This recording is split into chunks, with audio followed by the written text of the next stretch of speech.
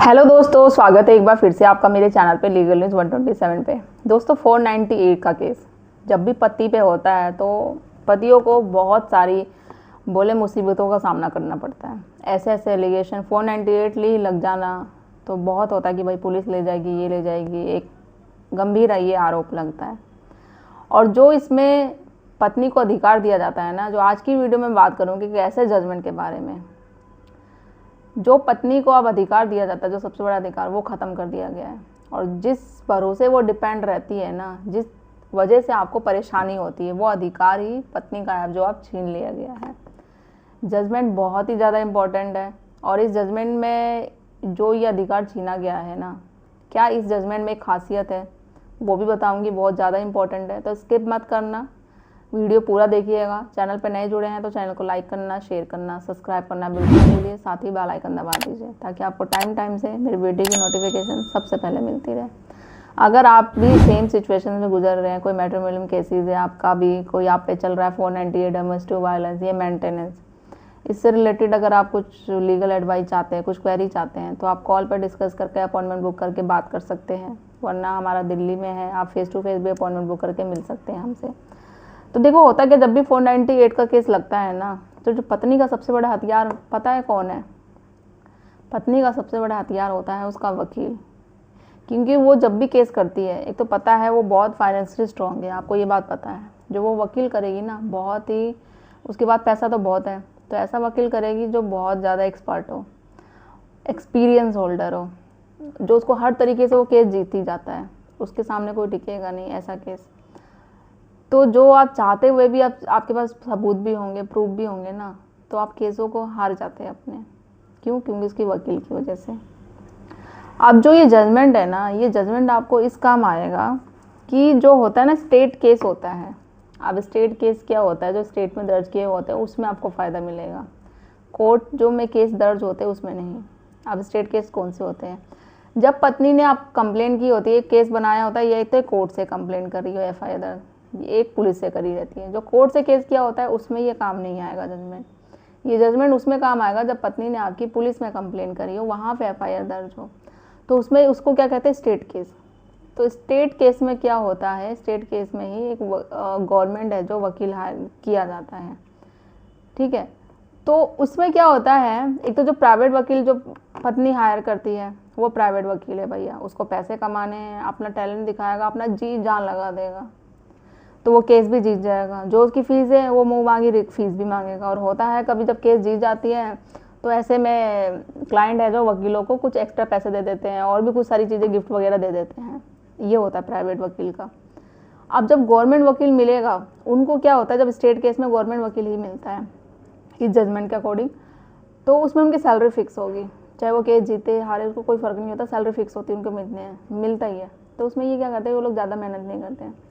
और यह आपको भी बात पता है, जो सरकारी कर्मचारी होते हैं ना, सैलरी उनकी फ़िक्स होगी, चाहे किसी भी पोजीशन में हो, वो काम नहीं करेंगे, आराम से आएंगे, बैठेंगे, जाएंगे। ये मैंने खुद भी देख रखा है। तो उनका एक जो लिमिट होता है, कोई टेंशन नहीं, कुछ नहीं, यार सैलरी तो मिलनी मिलनी है, चाहे हम आए नहीं आए, आराम से काम करे नहीं करने, इतनी कोई टेंशन नहीं लेता। जो प्राइवेट होते हैं ना वर्कर, प्राइवेट जो एम्प्लॉयर होते हैं, वो जीत दौड़ के मेहनत करते हैं, क्योंकि उनको भाई काम करेंगे तो पैसा मिलेगा, नहीं काम करेंगे तो पैसा नहीं मिलेगा। अपना एक्सपीरियंस दिखाएंगे, सारी चीज़ें दिखाएंगे, तो सामने वाला बंदा बोलेगा हाँ भाई ये है काम का बंदा। तो वैसे ही वकील के साथ होता है। तो वो चीज़ें शेयर करते हैं कि एक्सपीरियंस होल्डर है, या केस हमेशा जीत ही जाते हैं, इनके पास बहुत सारी नॉलेज है, तो भाई पैसे कमाने के लिए और वो चीज़ें भी करना। तो इस तरीके से प्राइवेट वकील नामा जमा करती है। तो इसमें जब वकील गवर्नमेंट की तरफ से हायर होगा ना, तो उसमें वही होगा कि वो इतना काम करेंगे नहीं जितना होगा अपने लिमिट के हिसाब से, तो इसमें आपको फ़ायदा होगा। अब इस जजमेंट में क्या फ़ायदा है, कैसे हो सकता है ये? क्योंकि इस जजमेंट में बिल्कुल क्लियर मेंशन कर दिया गया है कि जो इसमें वकील है वो हायर करेगा, कोई प्राइवेट वकील हायर करेगा ही नहीं, सिर्फ गवर्नमेंट की तरफ से ही वकील हायर होगा, वही केस फाइट करेगा। हाँ, इतने ज़्यादा से ज़्यादा ये हो सकता है कि लाइक जो प्राइवेट हायरिंग है जो होगा, वो वकील है, उसको बस वो असिस्ट कर सकता है, बट पूरी तरीके से जो पैरवी होती है ना, केस को लड़ना, फाइट करना, वो प्राइवेट वकील को अथॉरिटी है, जो उसका पत्नी को अधिकार पूरा ही ख़त्म हो गया कि गवर्नमेंट वकील मिलेगा आपको, वही वो आपका केस लड़ेगा। प्राइवेट वकील आप बिल्कुल नहीं कर सकते, बस वो असिस्ट कर देगा, हेयरिंग पे नहीं, पैरवी बिल्कुल भी नहीं, पूरी तरीके से ख़त्म हो गया। ये जो जजमेंट है ना, वेस्ट बंगाल का जजमेंट है। तो और आप बात याद रखिएगा, ये जजमेंट उन लोगों के लिए काम आएगा जिन लोगों की पत्नी ने पुलिस में एफआईआर दर्ज करी है, तो वो स्टेट में आता है। और इसकी सबसे बड़ी खासियत ये है जो मैं बता रही थी कि ये जजमेंट उन सभी केसों में काम आएगा जो पुलिस के जरिए एफआईआर दर्ज हुई है, चाहे वो कोई भी केसेस हो, 490 नहीं, डोमेस्टिक वायलेंस भी या और भी कोई केसेस भी हो सकते हैं आपके, हर एक केस में काम आएगा। ये बिल्कुल क्लियर मेंशन है कि इसमें स्टेट केस में जो पुलिस में एफआईआर दर्ज होती है वो स्टेट केस के अंडर आता है। तो स्टेट केस में गवर्नमेंट वकील ही आपको दिया जाएगा, प्राइवेट वकील की अथॉरिटी बिल्कुल नहीं होगी कि आप प्राइवेट वकील हायर करो और उसके थ्रू केस लड़ाओ, ऐसा बिल्कुल नहीं होगा। तो जब प्राइवेट वकील नहीं तो भाई गवर्नमेंट वकील तो अपने पैसे और अपने हिसाब से ही काम करेगा, तो वो चीज़ें होती नहीं है, तो वो सब धरे के धरे रह जाएंगे। तो ये अधिकार है ना जो पत्नी का, कोर्ट ने बिल्कुल तरीके से छीन लिया है। तो ये जजमेंट आपके बहुत काम आएगा, आप किसी भी केस से रिलेटेड हो, आप इस जजमेंट में अपने केस के अनुसार फैक्ट के अनुसार यूज़ कर सकते हैं। आप डिटेल्स में पढ़ लीजिएगा, मैं जजमेंट शेयर कर दूँगी डिस्क्रिप्शन में, ठीक है। और ज़्यादा से ज़्यादा लोगों तक शेयर करिए वीडियो, चैनल को सब्सक्राइब करना बिल्कुल मत भूलिए। जो आप जैसे ही लोग पीड़ित हैं, चाहे वो अगर आप सास ससुर देख रहे हो या एक माँ बाप अपनी वीडियो देख रहे हो जिनका बेटा परेशान है, घर की बहू ने दुखी करके रखा हुआ है आपको, आपके बेटे को, आप लोगों ने शादी करी कि घर बसाने के लिए, बट हुआ उल्टा ही, ना बहू सुख दे रही है, ना घर बेटे का जो घर है वो ना वो बस पा रहा है, डेली लड़ाई झगड़ा होता है, सारी चीज़ें होती हैं।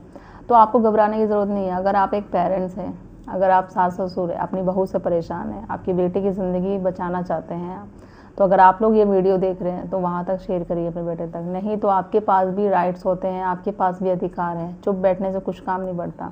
अगर आप एक माँ हैं, अगर आप एक सास हैं, आपकी बहू आपके साथ अत्याचार कर रही है, तो मैं आपको हमेशा बोलती हूँ आपके पास भी राइट्स होता है। बहू ने घरेलू हिंसा का केस कर रखा है कि ससुराल वाले मुझ पर घरेलू हिंसा करते हैं, तो आप भी कर सकती हैं, क्योंकि आप भी एक महिला हैं। आपको अपने बेटे की ज़िंदगी बचानी होगी, उसका भविष्य बचाना होगा, आपको अपना भी बचाना पड़ेगा, जो जितनी भी बची खुशी ज़िंदगी रह गई है। क्योंकि आप घरेलू हिंसा का केस हर कोई कर सकता है, हर एक महिला को अधिकार है। ये नहीं कि सिर्फ उस घर की बहू या उस पत्नी को अधिकार है, आप भी एक महिला हैं, आपको भी अधिकार है कि बहू भी करती है सास पे अत्याचार, घरेलू हिंसा बहू भी करती है, तो ये सबके लिए ही है। तो आप भी करोगे, बहू ने भाई मुझ पर घरेलू हिंसा करी है, मारती है, गाली गलौज करती पीटती है, और सबूत है तो सबूत वीडियो रिकॉर्ड कर लो, वो कोर्ट में पेश कर दो। तो बहुत सारे अधिकार हैं, बहुत सारे राइट्स हैं, बस आपको उनके जानने की ज़रूरत है। और ये जो चीज़ें चल रही है ना आपके साथ, डेली लड़ाई झगड़ा, मारपीट, सुबह ऑफिस जाना, फिर घर में आना, फिर कलेश होना, तो ये चीज़ें से मुक्ति ऐसे ही मिलेगी। मैं तो ये बोलती हूँ, जब आप शादी आप लोग कर रहे हो ना, एक लड़का लड़की की, जब वो हस्बैंड वाइफ बाद में बन जाते हैं, तो घर बसाने के लिए आपने शादी करी है, घर तुड़वाने के लिए। अब वो चाहे कोई भी पेरेंट्स हो, लड़की के पेरेंट्स हो या लड़के के, दोनों को ही बोलती हूँ, अगर आपको शादी करनी है, घर बसाना अपने बच्चों का, तो शादी करो। नहीं बाद में सपोर्ट करना है कि भाई तेरी बीवी ऐसी है, तो बीवी की सुनता है, बीवी के इशारों पर चलता है, या फिर भाई तू अब मेरी बेटी का ख्याल नहीं रखते हो, ये करते हो, वो करते हो, तुम्हारी माँ ऐसे करती है, वैसे करती है। तो ये चीज़ें छोड़ो, आखिर लास्ट में आप दोनों हस्बैंड वाइफ ही काम आओगे। पेरेंट्स अपनी जगह है, आप उनकी केयर करो, देखभाल करो, वो मना नहीं करते, बट ऐसा भी नहीं आप अपना फ्यूचर, क्योंकि लास्ट में आप दोनों को ही साथ में रहना होता है, वो स्पॉइल कर दो। तो छोटी मोटी बातों को इग्नोर करना सीखो, रिश्ते को बचाना है तो। नहीं तो अलग होने के तो बहुत सारे ऑप्शन है, सभी एडवाइस देते हैं, मेरे जैसे और भी लोग बैठे हुए हैं, मैं भी दे दूँगी आपको भाई कैसे अलग होना है। कम से कम एक बार रिश्ता बचा के तो देखो, क्या पता आपका भविष्य। अगर आप डिपेंड हो कि भाई दूसरी शादी करें, दूसरे उस चीज़ें पे हो, हमारा पहला सक्सेसफुल नहीं हुआ, तो आप गारंटी लेते हो कि दूसरी भी होगी सक्सेसफुल। मानती हूँ कभी कभी गलत इंसान के साथ शादी हो जाती है, बहुत ज़्यादा गलत है, आपका जीवन ख़राब हो गया, आप ऐसा सोच रहे हो कि मैं अपने जीवन से मुक्ति पा लूँ, कि बस सुसाइड करने की कोशिश करते हो। मैं मानती हूँ फिर उस सिचुएशन से आप बाहर निकल जाओ तुरंत। ये नहीं बोलती कि ज़बरदस्ती रहो बन के, कोई भी नहीं चाहेगा, ना मैं ना कोर्ट, कोई भी नहीं, कोई भी एडवाइस नहीं देगा। बट जहाँ रिश्ता अच्छा है, छोटा मोटा देखो लड़ाई झगड़ा एडजस्ट कर सकते हैं, सभी करते, लड़ाई झगड़ी छोटी मोटी हर किसी में होती है। तो इसका मतलब ये नहीं कि डिवोर्स ले लिया जाए, अलग हो लिया जाए, ये झूठे केसों में फंसा दिया जाए उसको, सिर्फ सबक सिखाने के लिए मैं झूठे केस करूँगी, वो आएगा मेरे पीछे पीछे, उसकी फैमिली वाले आएंगे, माफ़ी मांगेंगे, फिर जो मेरी डिमांड है जिस हिसाब से मैं वैसे रहूँगी, जो मांगूंगी वो करूँगी। तो ऐसा कुछ नहीं होता। ऐसे से पति की और ससुराल वालों की नहीं ज़िंदगी ख़राब होगी, आपकी भी होगी, बाद में जाकर रियलाइज़ होगा जब बहुत देर हो चुकी होगी। तो आशा करती हूँ वीडियो अच्छी लगी होगी, तो ज़्यादा से ज़्यादा लोगों के साथ शेयर करें, चैनल को सब्सक्राइब करना बिल्कुल मत भूलिए। जल्दी मिलती हूँ मैं एक ऐसे ही इन्फॉर्मेटिव वीडियो के साथ, तब तक के लिए थैंक यू।